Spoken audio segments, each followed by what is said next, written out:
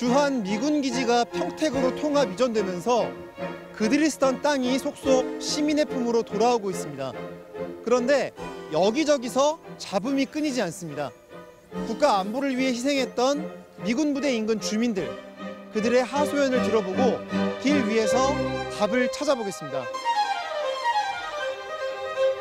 다이옥신이라고 하는 맹독성 물질, 고농도로 오염이 된 게 확인됐습니다.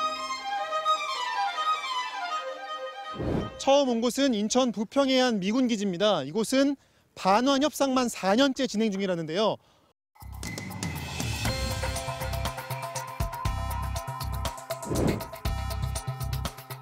다이옥신이라고 하는 맹독성 물질, 고농도로 오염이 된 게 확인됐습니다. 고농도면 얼마나 고농도입니까 이게? 예, 정확하게는 1350 정도가 나온 걸로 일본이 나왔습니다. 1000 정도인데? 일본 기준치 10배, 그다음에 독일 기준치로 본다라고 하면 100배 정도.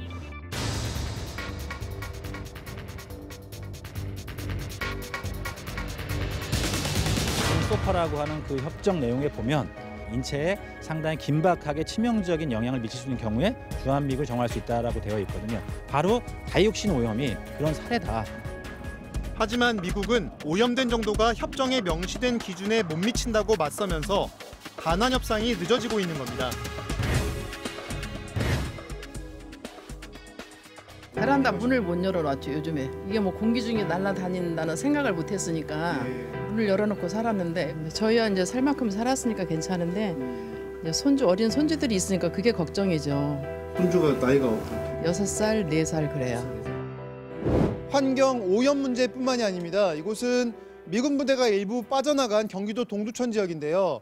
상권이 급격하게 붕괴되면서 주민들이 어려움을 겪고 있습니다.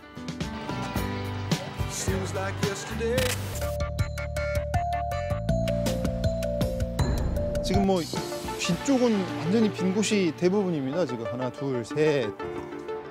미군은 이미 절반 넘게 빠져나갔는데 부지 반환과 개발 계획이 늦어지면서 상인들만 피해를 보고 있는 겁니다. 건물 주인인데 낮에는 공장 가서 일하고 저녁에 끝나면 다시 오고 막 이래요. 왜 그러시는 거예요? 장사가 안 되니까. 지자체에서는 젊은 층을 불러들이기 위해 공방 거리를 조성하는 등 힘을 쏟았지만 새로 들어온 가게들도 2년 내로 상당수 폐업을 했습니다.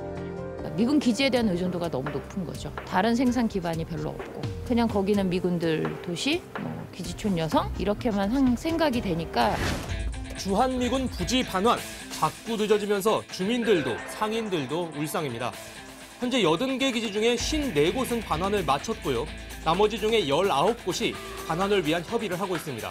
협의가 늦어지는 가장 큰 이유는 오염 문제인데요. 기지를 오염시킨 쪽이 책임져야 한다면 미국이, 소파 협정에 근거하면 우리나라가 비용을 더 부담해야 하는 상황입니다.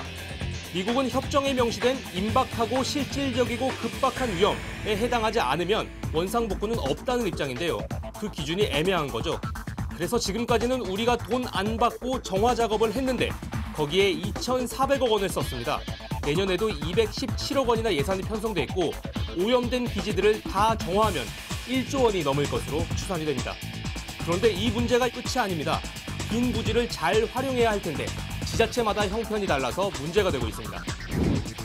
이곳은 주한미군 기지였다가 반환이 돼서 5년 전에 시민을 위한 공간으로 다시 문을 연 부산 시민공원입니다.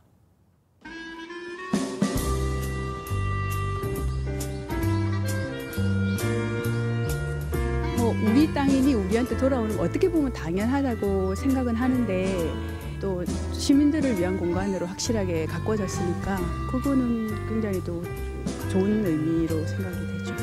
시민들은 대체로 만족하는 분위기지만 오염 정화 비용을 우리가 전부 부담했다는 측면에서 나쁜 선례를 남겼다는 비판도 나옵니다. 143억 정도의 비용이 들어갔습니다. 다 국민 세금으로 조사가 되고 정화가 되기 때문에 실질적으로 오염자 부담 원칙이 제대로 적용될 수 있도록 해야 되지 않나 이런 생각을 합니다. 하지만 살림이 빠듯한 지자체들은 이마저도 부러울 뿐입니다. 이곳은 주한 미군 부대 부지였다가 공원으로 바뀐 곳인데요. 다시 공원이 없어지고 이곳에 아파트 단지가 들어설 계획이라고 합니다.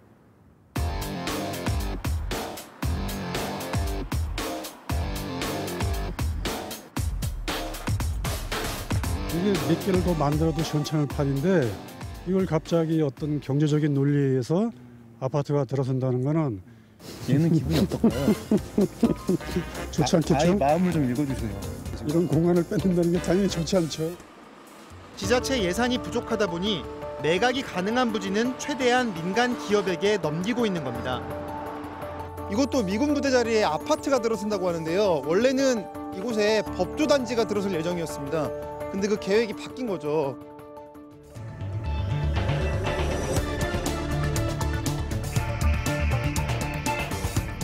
진짜 여기가 무섭네, 무서워. 우리 손녀딸이 여기를 밤에 오면은 그 사람들이 꼭 오다가 이렇게 누가 시비를 건데 껌껌하니까, 그죠? 예, 그리고 여기가 허전하잖아요, 여기. 우리보다 좀 경제적으로 좀 뒤처졌다는 필리핀도 국가가 반환을 받아서 국가의 어떤 개발청을 통해서 개발했거든요. 이 땅을 국가에서 좀 나름대로 활용할 수 있는 방안을 좀 제시를 하고. 돈도 없는데 오염된 땅만 떠안았다. 지자체들의 하소연인데요. 도대체 얼마나 돈이 드는 걸까요? 경기도만 보더라도 주한미군 부지 관련 사업비만 40조가 듭니다. 경기도 내년 총 예산보다 훨씬 많죠. 그렇다 보니 인근 주민들의 의사도 제대로 묻지 않고 바로 민간 건설사에게 땅을 팔아버리기도 하는 겁니다. 이마저도 입지 조건이 나쁜 부지는 땅도 안 팔립니다. 지자체가 국가의 지원만 쳐다볼 수밖에 없는 이유겠죠. 그래서 결국에는 미국에도 일부 책임을 물어야 한다는 얘기가 나오는 겁니다.